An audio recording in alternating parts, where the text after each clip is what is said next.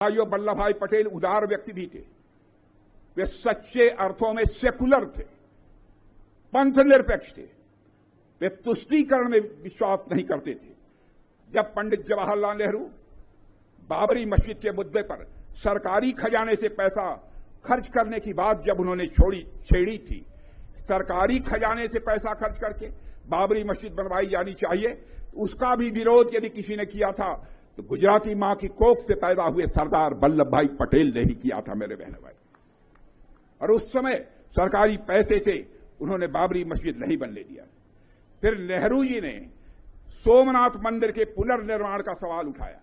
नेहरू जी ने क्या कहा, जब पुनर्निर्माण का सवाल उठाया तो बड़े ही शांत भाव से सरदार ने शांत पर दृढ़ स्वर में इस बात को स्पष्ट किया कि सोमनाथ मंदिर का मामला अलग है, वहां 30 लाख रुपए जनता ने दान दिए हैं, एक ट्रस्ट बनाया गया है और इस काम में सरकार का एक कौड़ी भी पैसा खर्च नहीं हुआ है। यह सरदार वल्लभ भाई पटेल ने बनाया। इसी तरह मेरे बहनों भाइयों, अयोध्या में आज जो भव्य राम का मंदिर बनकर तैयार हुआ है, मैं आपको बतलाना चाहता हूं, सरकार के खजाने से एक पैसा खर्च नहीं हुआ है। सारा खर्च यदि किसी ने दिया है तो इस देश की जनता ने दिया है। यही पंथ निरपेक्षता, यही सेकुलरिज्म की सच्ची परिभाषा है। भाइयों, वल्लभ भाई पटेल उदार व्यक्ति भी थे।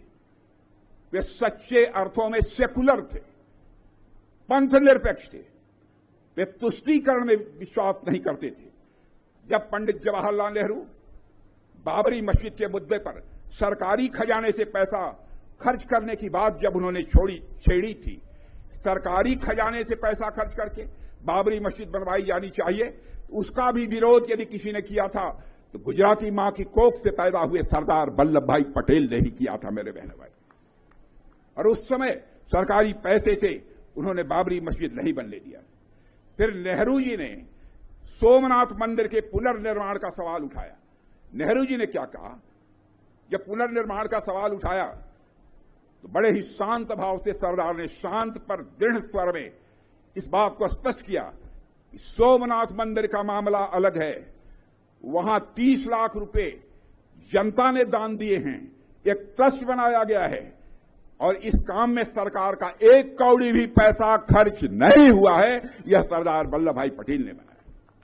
इसी तरह मेरे बहनों भाइयों, अयोध्या में आज जो भव्य राम का मंदिर बनकर तैयार हुआ है, मैं आपको बतलाना चाहता हूं, सरकार के खजाने से एक पैसा खर्च नहीं हुआ है। सारा खर्च यदि किसी ने दिया है तो इस देश की जनता ने दिया है। यही पंथ निरपेक्षता, यही सेकुलरिज्म की सच्ची परिभाषा है।